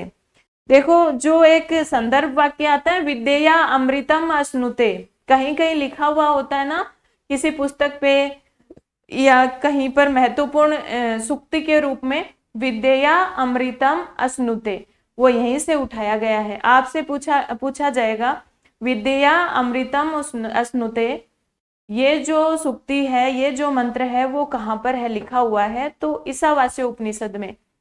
तो वहां पर क्या लिखा हुआ है, अविद्या मृत्युम तीर्थवा, अविद्या मृत्युम तीर्थवा विद्या अमृतम अश्नुते, कि अविद्या से मृत्यु को पार करके विद्या से अमृतत्व की प्राप्ति करता है मनुष्य। यानी जो विद्या को जानता है और अविद्या को जानता है, दोनों ही अज्ञानी है, लेकिन जो मतलब जिसने इन दोनों को समझ लिया वो अविद्या से मृत्यु को पार करके, मृत्यु पर विजय प्राप्त करके और विद्या से अमृतत्व की प्राप्ति करता है, ऐसा लिखा हुआ है। और वही संभूति असंभूति के विषय में लिखा हुआ है कि असंभूति का अर्थ तो लिया है उन्होंने विनाश, तो ऐसा लिखा हुआ है विनाशेन मृत्युम तीर्थवा संभूत्या अमृतम अश्नुते। तो आपसे प्रश्न पूछेगा, वो ये पूछेगा या तो विद्या अमृतम अश्नुते या संभूत्या अमृतम अश्नुते, विद्या से अमृतत्व की प्राप्ति करता है और संभूति से अमृतत्व की प्राप्ति करता है। तो ये देखो यहाँ पर मैंने कुछ महत्वपूर्ण सूक्तियां लिख भी दी हैं।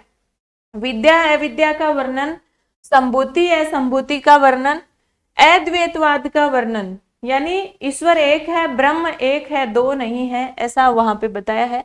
ज्ञान और कर्म का समन्वय, कर्म करने का निरंतर उपदेश दिया है। जो ईशावास्य उपनिषद का दूसरा मंत्र है ना, उसमें यही चीज लिखी हुई है, कुर्वन् एव इह,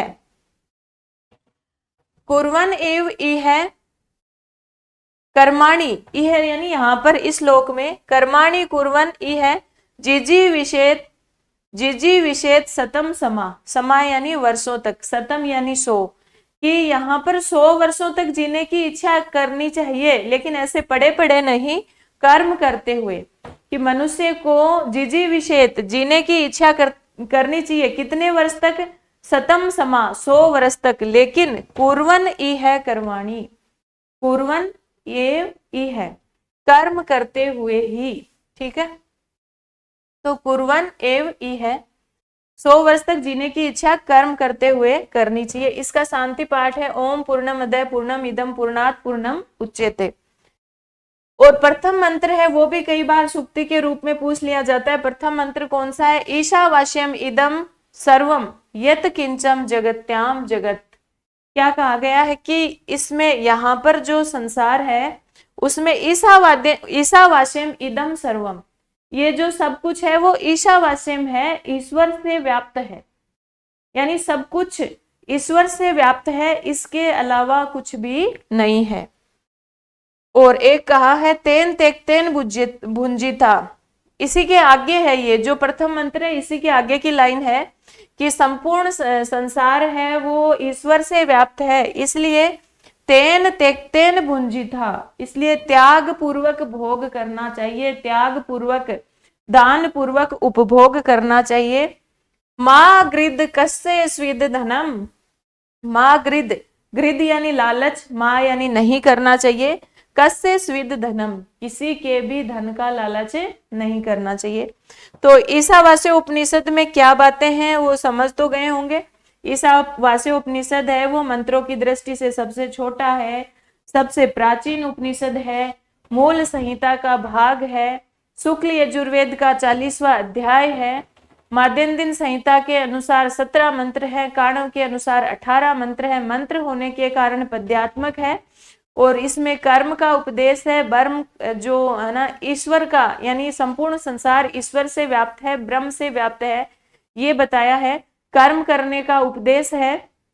इसके अलावा जो विद्या अविद्या और संभूति है, संभूति से अमृतत्व की प्राप्ति का उपदेश यहाँ पर दिया गया है। ये ईशावास्य उपनिषद की महत्वपूर्ण बातें हो गई। अब आप देखेंगे जब शुक्ल यजुर्वेद का जो दूसरा उपनिषद है वो बृहदारण्यक उपनिषद है, तो आपने देखा था कि जो बृहदारण्यक है वो क्या है, शतपथ ब्राह्मण का अंतिम कांड ही बृहदारण्यक उपनिषद कहलाता है।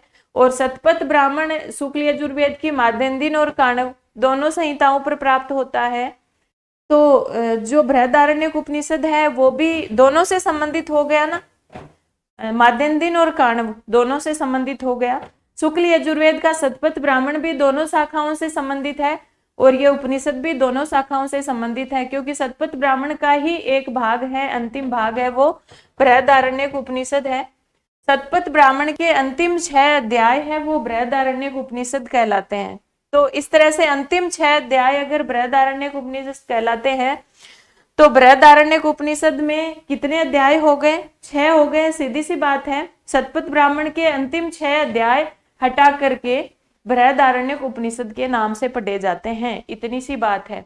तो आपसे प्रश्न पूछेगा बृहदारण्यक उपनिषद में कितने अध्याय हैं, 6 अध्याय हैं, और वो 6 अध्याय 3 कांडों में बटे हैं।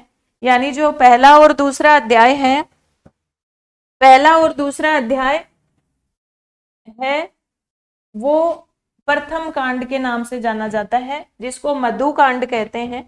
तीसरा चौथा अध्याय याज्ञवल्क्य कांड है और 5वां और 6ठा अध्याय है वो खिल कांड है।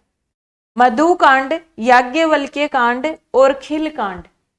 मधु को देखकर याज्ञवल्क्य खिल उठे, ऐसे याद कर लेना क्रम से इनको। बृहदारण्यक उपनिषद है, उसमें 6 अध्याय हैं, 3 कांड हैं। 3 कांड कौन कौन से हैं, मधु, विद्या, याज्ञवल्क्य, मधु कांड, याज्ञवल्क्य कांड और खिल कांड।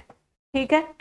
अब जो बृहदारण्यक उपनिषद है उसकी विशेषताएं क्या है, एक तो सबसे बड़ा उपनिषद है, शुक्ल यजुर्वेद से संबंधित है, शतपथ ब्राह्मण के का अंतिम भाग है, दोनों शाखाओं पर प्राप्त होता है। अब देखो जब बृहदारण्यक उपनिषद का एक कांड है वो मधु कांड है, तो अगर आपसे प्रश्न पूछेगा कि मधु विद्या का वर्णन किस उपनिषद में है तो आराम से कर दोगे ना। मधु का संबंध, मधु और याज्ञवल्क्य का संबंध तो बृहदारण्यक उपनिषद से है, तो मधु और जो याज्ञवल्क्य का नाम आए तो किससे संबंधित हो जाएगा, बृहदारण्यक से संबंधित हो जाएगा। तो मधु विद्या का वर्णन इसमें है, ये तो आराम से याद हो गया। दूसरी बात, याज्ञवल्क्य गार्गी संवाद भी कहाँ होगा, याज्ञवल्क्य का संबंध जब बृहदारण्यक उपनिषद है एक कांड के रूप में, तो फिर याज्ञवल्क्य और गार्गी का संवाद किस में होगा, बृहदारण्यक उपनिषद में ही होगा। गार्गी अजातशत्रु का संवाद भी इसी में है, बृहदारण्यक उपनिषद में। श्वेत केतु और जाबाली का संवाद है, याज्ञवल्क्य और जनक का संवाद है। तो 3-4 तो ऐसे ही याद हो गए, याज्ञवल्क्य का नाम आ जाए और हमारे मधु विद्या का नाम आ जाए, ये तो इसी से संबंधित हो जाएगा, बृहदारण्यक उपनिषद से। इसके अलावा 2-3 याद कर लेना, गार्गी अजातशत्रु संवाद और श्वेत केतु जाबाली संवाद। दूसरी बात यह है कि यह आरण्यक और उपनिषद का मिश्रण है। कैसे है कि हमने देखा था कि शतपथ ब्राह्मण के अंदर ही तो बृहदारण्यक है और इसी के अंदर ही बृहदारण्यक उपनिषद है, तो दोनों एक ही चीज है, दोनों मिश्रित है, अलग अलग नहीं है। फिर इसमें आत्मा के बारे में कुछ बातें आती है जो पूछा जाता है। देखो ये कुछ शब्द हैं, कुछ मंत्र हैं। अयम आत्मा सर्वेसाम भूतानाम मधु, तो मधु का नाम आ जाएगा तो कर ही दोगे, अयम आत्मा सर्वेसाम भूतानाम मधु, तो मधु का नाम आ जाएगा तो बृहदारण्यक उपनिषद है। पंचाग्नि विद्या का वर्णन है। एक ये याद रख लेना भाई, अस्तो मां सद्गमय, हमारा जो ये मंत्र है ना अस्तो मां सद्गमय वाला, वो यहीं से प्राप्त होता है, ठीक है, बृहदारण्यक उपनिषद से। और एक अहम ब्रह्म अस्मि, देखो 2 वाक्य हैं, 2 तत्व वाक्य हैं, तत्त्वम असि और अहम ब्रह्म अस्मि। देखो जब आचार्य है, गुरु जो है वो अपने शिष्य को शिक्षा देता है तो शिष्य पूछता है अपने आचार्य से कि ब्रह्म कहाँ है, ब्रह्म क्या है। तो आचार्य क्या कहता है कि तुम ही ब्रह्म हो। जब तुम्हें तत्व ज्ञान हो जाएगा तो तुम्हें पता चलेगा कि तुम ही ब्रह्म हो। तो आचार्य उसे क्या कहते हैं, तत्त्वमसि, तत्त्वमसि, कि वह तुम ही हो, ब्रह्म तुम ही हो। तो ये जो तत्वमसि है ना, ये तो आपको मिलेगा छांदोग्य उपनिषद में। और अहम ब्रह्मस्मि, जब शिष्य को ज्ञान हो जाएगा तो वो क्या कहेगा कि हाँ मैं ही ब्रह्म हूं, अहम ब्रह्म अस्मि।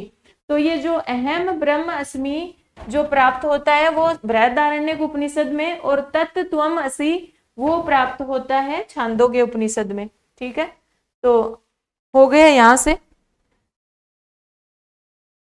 इसका शांति पाठ है वो दोनों का, ईशावास्य उपनिषद और बृहदारण्यक उपनिषद ओम पूर्णमदः पूर्णमिदम वाला ही है। और गद्यात्मक ब्राह्मण शैली का उपनिषद है। और ईशोपनिषद कैसा था? पद्यात्मक उपनिषद है। अब देखो कृष्ण यजुर्वेद की बात आ गई यहाँ पे। कृष्ण यजुर्वेद का जो तैत्तिरीय उपनिषद है वो भी थोड़ा इंपॉर्टेंट है। जो हमारा तैत्तिरीय आरण्यक जो था, तैत्तिरीय आरण्यक के अंतर्गत 7वां, 8वां और 9वां, तैत्तिरीय आरण्यक के अंतर्गत जो 10 प्रपाठक हैं उसमें 7वां, 8वां और 9वां प्रपाठक किस नाम से हैं? तैत्तिरीय उपनिषद के नाम से हैं। और इस तैत्तिरीय उपनिषद का विभाजन 3 वल्लियों में हुआ है। किस में हुआ है? 3 वल्लियों के अंतर्गत हुआ है। और तीनों वल्लियों के नाम क्या है? शिक्षावल्ली, ब्रह्मानंदवल्ली और भृगुवल्ली। तीनों वल्लियों के नाम याद कर लेना। शिक्षावल्ली, एक तो कठोपनिषद और तैत्तिरीय उपनिषद ये दोनों वल्लियों में विभाजित है। तो शिक्षावल्ली, ब्रह्मानंदवल्ली और भृगुवल्ली। जो शिक्षावल्ली है ना, उसमें से प्रश्न पूछा जाता है। देखो, एक आचार्य के द्वारा शिष्य को जो उपदेश दिया जाता है ना, वो सत्यम वद, धर्मम चर, मातृदेवो भव, पितृदेवो भव, आचार्य देवो भव, ये सारे के सारे जो हम पढ़ते हैं ना हमारी पुस्तक में, वो सारे के सारे तैत्तिरीय उपनिषद की शिक्षावल्ली में संग्रहित है। तो ये पूछे जाते हैं, स्वाध्यायात मा प्रमदः, स्वाध्याय से आलस्य मत करो। तो ये सारी बातें एक गुरु को, जो शिष्य को, गुरु के द्वारा जो शिष्य को उपदेश दिया जाता है वो तैत्तिरीय उपनिषद की शिक्षावल्ली के अंतर्गत है। इतनी सी बात यहाँ से आपको याद रखनी है। शिक्षावल्ली में 12 अनुवाक हैं, ब्रह्मानंद में 9 अनुवाक हैं और भृगुवल्ली में 10 अनुवाक हैं। इस तरह से 31 अनुवाक हो गए इसमें। और शिक्षावल्ली को साहित्य उपनिषद कहते हैं, ब्रह्मानंदवल्ली को वारुणी और भृगुवल्ली को भी वारुणी उपनिषद कहते हैं। अब देखो तैत्तिरीय उपनिषद से क्या क्या मोस्ट बातें आती है। एक तो देखो भृगुवल्ली है, तो भृगु और वरुण का संवाद कहाँ मिलेगा? तैत्तिरीय उपनिषद में मिलेगा। सीधी सी बात है। जैसे बृहदारण्यक में देखा था याज्ञवल्क्य के कांड के नाम से, उसमें कांड था, मधु के नाम से था, तो याज्ञवल्क्य और मधु दोनों फिर उसी में आएंगे। उसी तरह है, जैसे भृगु का नाम इसमें आया है भृगुवल्ली, तो भृगु वरुण का संवाद कहाँ मिलेगा? इसमें फिर चीजों को ज्यादा रटने की आवश्यकता है ही नहीं। जब अगर आपको समझ में आ गया तो सीधी सी बात है भाई कि जब भृगुवल्ली इसमें है तो भृगु और वरुण का संवाद कहाँ होगा? इसी में तो होगा ना, तैत्तिरीय उपनिषद में ही होगा। एक है पंचकोश विवेचन। ये महत्वपूर्ण है कि हमारा जो शरीर है वो पंचकोश से मिलकर बना हुआ है। ये जो पंचकोश का वर्णन है वो तैत्तिरीय उपनिषद में है। पंचकोश का वर्णन कहाँ मिलेगा? तैत्तिरीय उपनिषद में। और एक अन्न का नाम आए ना, अन्न के बारे में वर्णन है कि सब कुछ अन्न से ही बना, हमारा शरीर मन सब अन्न से बना है। तो अन्न का वर्णन भी, अन्नमय कोश भी होता है हमारे शरीर में, जो 5 कोश हैं उनमें से, तो अन्न के बारे में वर्णन इसी में होगा तैत्तिरीय उपनिषद में। आचार्य जब इस नाटक को उपदेश देता है तो इस तरह से देता है, सत्यम वद, धर्मम चर, सत्य बोलो, धर्म के अनुसार आचरण करो, स्वाध्याय मा प्रमद, स्वाध्याय से आलस्य मत करो। ये सारी बातें इसकी शिक्षावल्ली में है। सत्यम ज्ञानम अनंत ब्रह्म, ये बात भी यहाँ लिखी हुई है। फिर आचार्य जो है वो क्या उपदेश देता है? मातृदेवो भव, पितृदेवो भव, आचार्य देवो भव, अतिथि देवो भव। ये सारे के सारे किस में है? इसी में तो है। मातृदेवो भव, पितृदेवो भव, मतलब ये शिक्षा ही तो दी गई है इस नाटक को। आचार्य ने, गुरुजी ने अपने शिष्य को यही शिक्षा, मातृ की, माता का स्थान देवता के समान है, पितृ का, आचार्य का, अतिथि सभी ये देव के समान है। प्राणो वा अन्नम, अन्न का वर्णन भी तैत्तिरीय उपनिषद में आएगा क्योंकि अन्न कोश का वर्णन इसी में है। प्राणो वा अन्नम, अन्नम ब्रह्म, अहम अन्नम, ये सारी की सारी बातें तैत्तिरीय उपनिषद में है। अन्न का नाम आ जाए तो बिना देखे ही तैत्तिरीय उपनिषद कर देना। सत्यात धर्मात न प्रमदितव्यम, सत्य से या धर्म से आलस्य मत करो। और शांति पाठ है ओम सहना ववतु वाला, ये कठोपनिषद का भी है, तैत्तिरीय उपनिषद का भी है। जब कठोपनिषद पढ़ेंगे तब भी ये आएगा। और गद्यात्मक शैली का है, आपको पता ही है। तो ये तैत्तिरीय उपनिषद हो गया। महानारायणी उपनिषद है वो कुछ विशेष नहीं है। महानारायणी उपनिषद में ये जो तैत्तिरीय आरण्यक का 10वां भाग है, 10वां प्रपाठक है, वो महानारायणी उपनिषद है। आपने देखा था जो 7वां 8वां और 9वां प्रपाठक तो तैत्तिरीय उपनिषद में चला गया, और 10वां प्रपाठक है वो महानारायणी उपनिषद है, और ये भी पद्यात्मक है। मैत्रायणी उपनिषद, जो मैत्रायणी है वो कृष्ण यजुर्वेद की मैत्रायणी शाखा से संबंधित है। सामान्य सी बात है, इसे मैत्री उपनिषद भी कहते हैं। इसमें 7 प्रपाठक और 11 जो खंड है। इसमें विशेष बात आपको जो याद रखनी है वो ये याद रखनी है कि ये ना, इसमें बौद्ध दर्शन का वर्णन है और योग के जो 6 अंग हैं।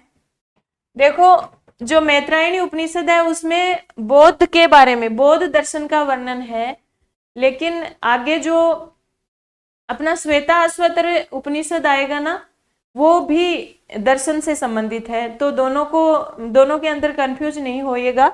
यहाँ पर बौद्ध दर्शन है, वहां पर शैव दर्शन आएगा और सांख्य दर्शन भी आएगा, ठीक है। तो बौद्ध दर्शन का वर्णन किसमें है? मैत्रायणी उपनिषद में। और मैत्रायणी उपनिषद है वो अर्वाचीन उपनिषद है, नवीन उपनिषद है। यहाँ पर हठ योग का वर्णन भी है और बृहद्रथ साकायन संवाद है और 3 प्रश्नों का वर्णन है यहाँ पे। और ये गद्यात्मक है, ये तो मैंने आपको बता ही दिया था शुरू में। फिर देखो श्वेता अश्वतर उपनिषद। श्वेता अश्वतर उपनिषद में 6 अध्याय है। इसमें आपको 2-3 बातें याद रखनी है।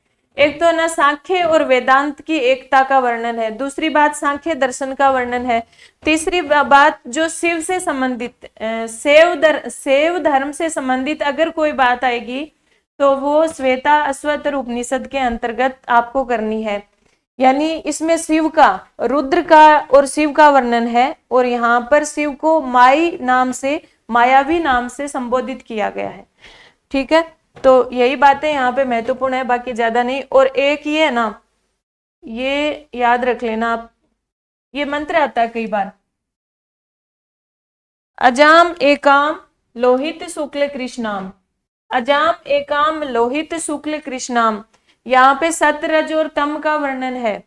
जो तीनों सत्व गुण, रजोगुण और तमोगुण जो होते हैं ना अपने, उनका वर्णन श्वेता अश्वतर उपनिषद में है। शुक्ल यानी सत्व, लोहित यानी रज और कृष्ण यानी तमोगुण। सत्व, रज और तमोगुण का वर्णन इसी में है, ठीक है। ये हो गया हमारा श्वेता अश्वतर उपनिषद।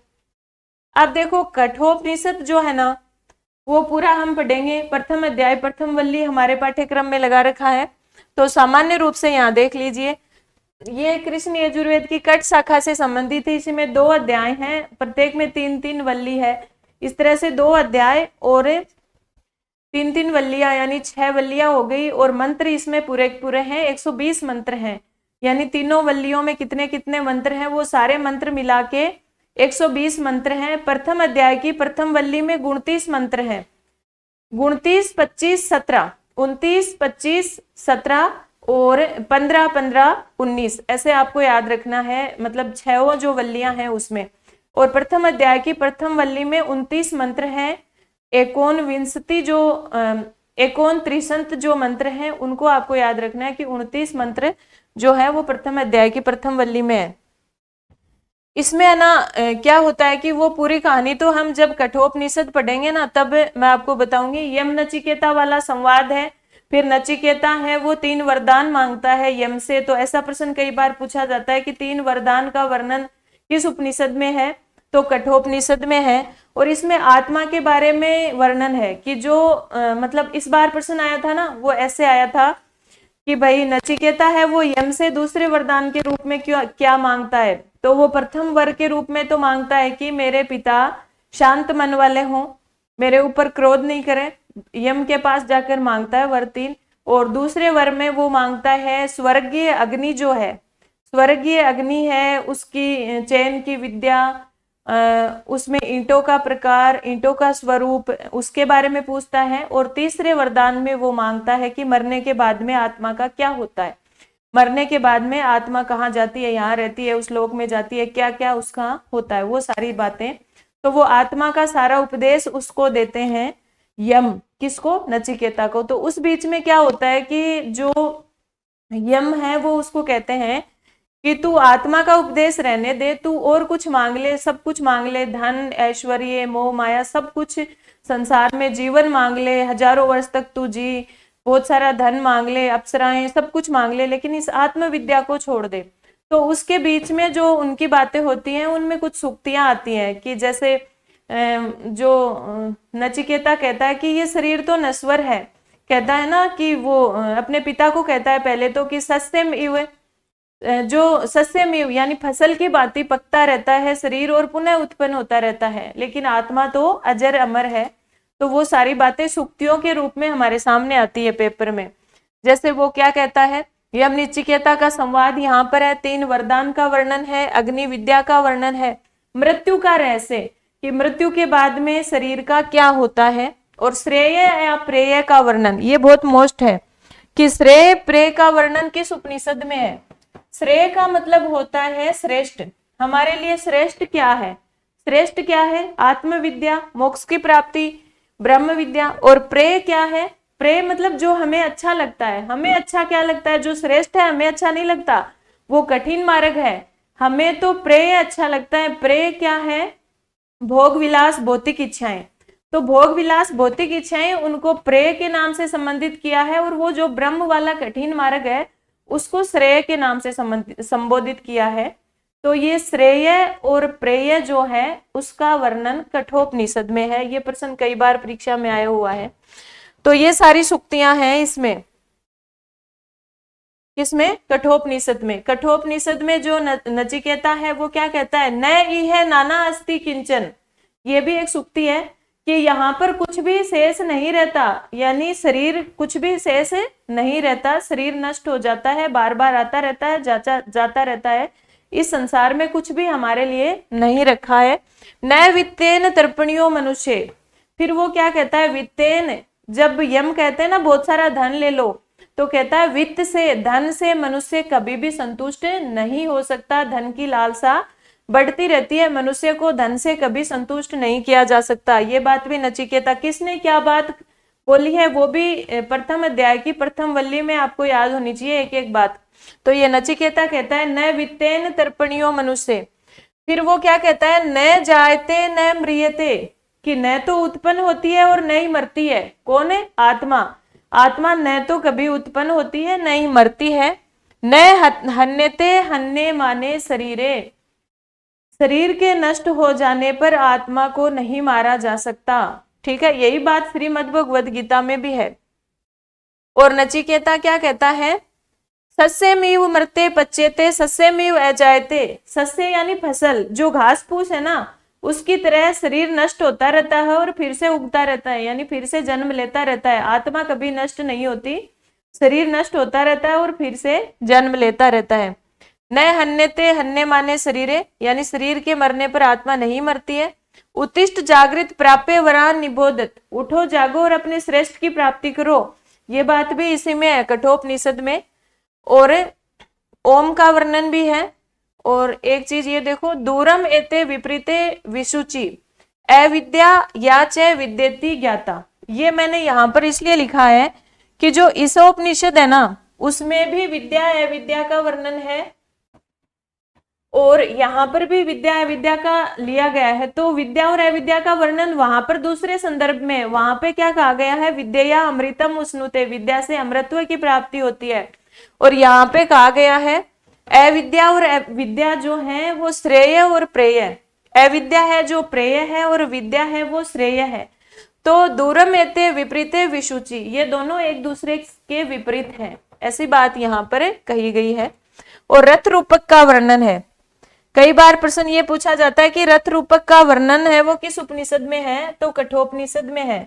रथ रूपक का वर्णन कैसे है कि जो यम ने उपदेश दिया था ना नचिकेता को, उसमें बताया था कि शरीर है वो रथ के समान है, हमारा शरीर है वो एक रथ के समान है, जिसमें बुद्धि सारथी है, बुद्धि सारथी है, और जो रथी है वो शरीर रथ है, रथी है वो हमारी आत्मा है। रथी कौन होता है? रथ का मालिक, और सारथी मतलब उसको हाँकने वाला, चलाने वाला।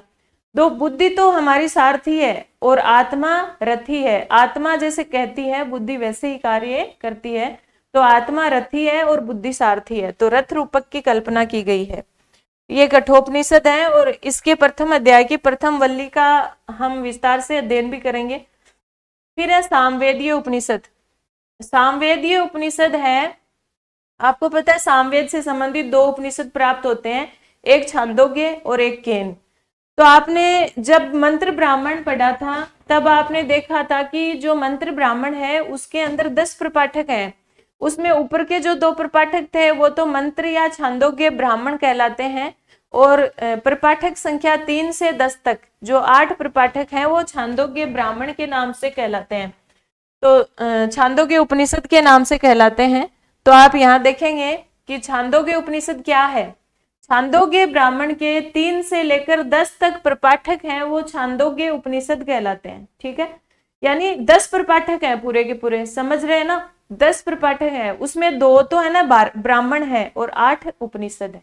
ठीक है, पूरे 10 हैं, 2 को हमने ब्राह्मण में ले लिया और 8 को हमने उपनिषद में ले लिया। तो जो मंत्र ब्राह्मण है उसी का आधा भाग है वो छांदोग्य उपनिषद है। इसमें 8 प्रपाठक और 154 खंड है, पूर्णतया गद्यात्मक है, तवलकार शाखा से संबंधित है, इसलिए इसे तवलकार उपनिषद भी कहते हैं। और इसमें बहुत सारे संवाद सूक्त हैं। ये संवाद कई बार पूछ लिए जाते हैं, तो इनको थोड़ा सा देख लेना, ये तो याद ही करने पड़ेंगे, इसमें ऐसी कोई ट्रिक वाली बात नहीं है। श्वेत केतु जाबाली संवाद भी इसमें है। वैसे आप याद रख सकते हैं कि याज्ञवल्क्य वाले सारे के सारे संवाद हैं वो अपने बृहदारण्यक उपनिषद में जाएंगे। भृगु वरुण आदि जो संवाद हैं वो अपने भृगु वरुण संवाद और वो उसमें चले जाएंगे। और ये जो अलग है ना, इसमें कौशितकी उपनिषद में भी कुछ संवाद आख्यान है, इन प्रतर्दन इंद्र संवाद आदि, और इसमें भी कुछ संवाद है। तो 3-4 के ही आख्यान महत्वपूर्ण हैं, तो इनको देख लेना।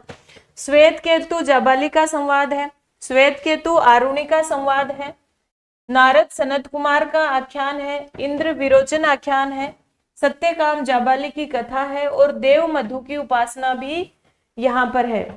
मधु विद्या का वर्णन तो कहाँ पर है? बृहदारण्यक उपनिषद में, और देव मधु की उपासना यहाँ पर है। सूर्य की उत्पत्ति का वर्णन भी है, ओमकार की उत्पत्ति का वर्णन भी है।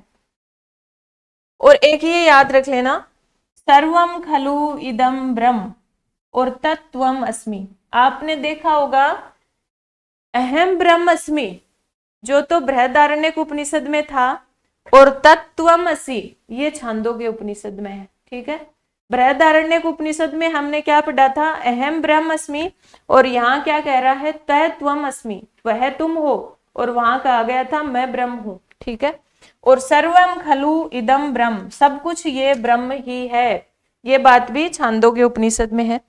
फिर देखो केनोपनिषद। सामवेद का जो केनोपनिषद है वो भी तवलकार शाखा से संबंधित है, इसलिए इसका नाम तवलकारो उपनिषद या जैमिनीय उपनिषद है। इसमें 4 खंड 34 मंत्र हैं। शंकराचार्य ने इसके ऊपर 2 भाष्य लिखे हैं, एक पद भाष्य और एक वाक्य भाष्य। ये गद्य पद्य का मिश्रण है। मैंने आपको बताया था 2 उपनिषद हैं वो गद्य पद्य मिश्रित हैं, एक तो केनोपनिषद और एक मांडुक्य उपनिषद। तो ये भी गद्य पद्य मिश्रित है। पहला और दूसरा खंड तो पद्यात्मक है, तीसरा और चौथा गद्यात्मक है। और केनोपनिषद के 2-3 जो ये आख्यान है ना, ये बहुत महत्वपूर्ण है। एक तो ये हजारों बार परीक्षा में प्रश्न आया है कि उमा हेमवती आख्यान कहाँ पर है? केनोपनिषद में है, रट लेना इसको अच्छी तरह से। उमा हेमवती आख्यान कहाँ पर है? केनोपनिषद में है। और ब्रह्म और निर्गुण का वर्णन है, ये तो सामान्यतः सभी में है। एक ये चीज यहां से याद कर लेना कि केने सितम पतति, केनोपनिषद का प्रारंभ इस वाक्य से होता है, केने सितम पतति। तो केने सितम पतति मंत्र कहां पर है? केनोपनिषद में है। ठीक है, और एक इसमें उमा हेमवती आख्यान याद कर लेना, ये महत्वपूर्ण है केनोपनिषद में। फिर देखिए हमारा अथर्ववेदीय उपनिषद और बचे हैं अभी। देखो अथर्ववेद के 3 उपनिषद हैं, प्रश्न, मुंड, मांडुक्य। प्रश्नोपनिषद है ना, देखो जो हमारी अथर्ववेद की 2 शाखाएं हैं, पीपलाद और शौनक शाखा। तो प्रश्नोपनिषद पै से पै याद रख लो, प्रश्नोपनिषद पी से संबंधित है, प्रश्नोपनिषद पीपलाद शाखा से संबंधित है, और पीपलाद शाखा के जो आख्याता ऋषि हैं वो पीपलाद ऋषि हैं। तो पीपलाद शाखा से संबंधित हो गया ये, और इसके प्रवर्तक पीपलाद ऋषि हो गए। इसमें 6 खंड है, तो 6 खंड हैं तो 6 प्रश्न पूछे जाते हैं। 6 ऋषियों के द्वारा पीपलाद ऋषि से 6 प्रश्न पूछे जाते हैं और पीपलाद ऋषि उनके उत्तर देते हैं। बस इतनी सी बात है, यहाँ पर अध्यात्म विषयक प्रश्न पूछे जाते हैं, और ये गद्यात्मक उपनिषद है ही। फिर बात आती है मुंडको उपनिषद की। मुंडको उपनिषद के बारे में एक प्रश्न बार बार आता है कि सत्यमेव जयते, हमारा जो ध्येय वाक्य है ना सत्यमेव जयते, वो जो कहां पर किस उपनिषद से हमें मूल रूप से प्राप्त हुआ है, तो याद रखना मुंडको उपनिषद से प्राप्त हुआ है। ये बात आपको याद रखनी है। ये देखो ये लिखा हुआ सत्यमेव जयते, सत्यमेव जयते कहां से प्राप्त हुआ है? मुंडको उपनिषद से। मुंडको उपनिषद शौनक शाखा से संबंधित है। 3 मुंडक है, 6 खंड हैं, 64 मंत्र हैं। पढ़ने वाले को शिरोव्रत का पालन करना पड़ता है। मतलब अगर कोई व्यक्ति मुंडको उपनिषद को पढ़ना चाहता है तो उसको शिरोव्रत का पालन करना पड़ता है, यानी वो शिखा वगैरह चोटी वोटी वाला सारा सिस्टम, तभी उसका ज्ञान अच्छी तरह से प्राप्त होता है। ये जो है मुंडको उपनिषद में, उसमें क्या है, ब्रह्मा ने अपने पुत्र अथर्वा को जो उपदेश दिया था वो इसमें संग्रहित है। वेदांत शब्द का सबसे पहले प्रयोग भी कहाँ हुआ है? मुंडको उपनिषद में। ये बात भी इंपॉर्टेंट है। वेदांत दर्शन, वेदांत शब्द सबसे पहले कहाँ प्राप्त हुआ है? मुंडको उपनिषद में। और इसमें परा और अपरा विद्या का वर्णन भी है। और द्वा सुपर्णा सयुजा सखाया, ये जो मंत्र है ये बार बार परीक्षा में पूछा गया है। तो उमा एवं हेमवती आख्यान और द्वा सुपर्णा सयुजा सखाया, ये तो मैंने खुद ने कितनी बार कितने पेपर्स जो है प्रश्न पत्र हैं उन्होंने देख लिया कि उमा हेमवती आख्यान कहाँ पर है और द्वा सुपर्णा सयुजा सखाया मंत्र कहाँ पर है। तो ये अपने मुंडको उपनिषद में है, और ये भी गद्य पद्य का मिश्रण है। अंतिम है हमारा मांडुक्य उपनिषद। मांडुक्य उपनिषद भी शौनक शाखा से संबंधित है। आपको पता है प्रश्नोपनिषद पीपलाद से, मुंडक और मांडुक्य शौनक शाखा से। तो इसमें 12 खंड है, ये गद्यात्मक है और सबसे छोटा है, सबसे लघुकाय उपनिषद है। और सबसे बड़ा कौन सा था? वृहदारण्यक। और इसमें है ना ये आत्मा का वर्णन, आत्मा के बारे में 2-3 लाइनें आती है। सो अयम आत्मा चतुष्पाद और अयम आत्मा ब्रह्म, ये 2 वाक्य प्राप्त होते हैं। ओंकार की मार्मिक व्याख्या 2-3 में की गई है, ओंकार की व्याख्या तो। और एक इंपॉर्टेंट है ये, यहाँ पर आचार्य गौड़पाद ने इस पर ग्रंथ लिखा है। मांडुक्य जो उपनिषद है उस पे आचार्य गौड़पाद ने ग्रंथ लिखा है जिसका नाम है मांडुक्य कारिका, और इसका शांति पाठ है भद्रम करने भी, ओम भद्रम करने भी। जो शुक्ल यजुर्वेद वाले थे उनका क्या था? उनका था अपना ओम पूर्णम इदम वाला, और जो तैत्तिरीय उपनिषद और कठोपनिषद थे उनका ओम सहना वतु वाला, और इसका है भद्रम करने भी वाला। जो पद्यात्मक उपनिषद हैं, देखो कई बार ये पूछ लेता है कि कौन कौन से उपनिषद हैं वो गद्यात्मक हैं और कौन से पद्यात्मक हैं। तो ये बात मैंने अलग से भी यहाँ पर आपको दे दी है। और वैसे मैंने आपको बता दिया कि 2 उपनिषद गद्य पद्य मिश्रित हैं। जो कौन से हैं? हमारे जो मांडुक्य मुंडको उपनिषद और केनोपनिषद। और जो गद्यात्मक हैं पद्यात्मक हैं ईशोपनिषद, कठोपनिषद, श्वेता अश्वतर उपनिषद और महानारायणी उपनिषद, ये चारों पद्यात्मक हैं। बाकी सारे के सारे अपने कैसे हैं? बाकी सारे के सारे गद्यात्मक उपनिषद है। ये देखिए यहाँ से मुंडको उपनिषद, पहले मैंने शायद आपको मांडुक्य उपनिषद कहा, मुंडको उपनिषद के भी 2 भाग गद्य में है और 2 पद्य में है। तो एक तो मुंडको उपनिषद और एक केनोपनिषद, ये दोनों गद्य पद्य का मिश्रण है। और पद्यात्मक उपनिषद हमारे 4 हैं, ईशावास्य उपनिषद, कठोपनिषद, श्वेता अश्वतर और महानारायणी उपनिषद। और बाकी सारे के सारे गद्यात्मक उपनिषद हैं। तो इसमें ज्यादा दिमाग लगाने की आवश्यकता ही नहीं। जो गद्यात्मक है उसमें कुछ तो गद्यात्मक है पूर्ण और कुछ ब्राह्मण शैली में है, तो इतना अलग अलग याद करने की आवश्यकता नहीं। कौन से गद्य में लिखे गए हैं, कौन से पद्य में लिखे गए हैं और कौन से मिश्रित हैं, ये चीज आप तो क्लियर रूप से अच्छे से याद कर लेना। तो ठीक है, ये हमारे हो गए उपनिषद। प्रमुख जो वैदिक संहिताएं थी उनकी शाखाओं पर, शाखा पर तो एक ही है, संहिता पर तो एक ही है, मूल संहिता पर तो ईशावास्य उपनिषद है। उसके अलावा कुछ उपनिषद है वो ब्राह्मण का भाग है और कुछ है वो आरण्यक का भाग है। तो इस तरह से उपनिषद से संबंधित जो महत्वपूर्ण बातें थी उनको हमने देखा। और इस तरह से हमारा जो वैदिक साहित्य की जो तीन जो इकाई थी, तीन मुख्य प्रकरण हमारे डाल रखे थे, वेद, ब्राह्मण और उपनिषद, वो हमारे पूर्ण हुए। इसके बाद में जो उपनिषद के अंतर्गत हमारे कठोपनिषद के प्रथम अध्याय की प्रथम वल्ली जो लगा रखी है, वो हम वापस उसको हमें गहनता से विस्तार से अध्ययन करना होगा, पूरी पुस्तक हमें पढ़नी होगी। लेकिन ये वैदिक साहित्य की तीन इकाई जो डाल रखी थी आपके पाठ्यक्रम में, वो हमने पूर्ण कर ली है। धन्यवाद। जयतु संस्कृतम जयतु भारतम।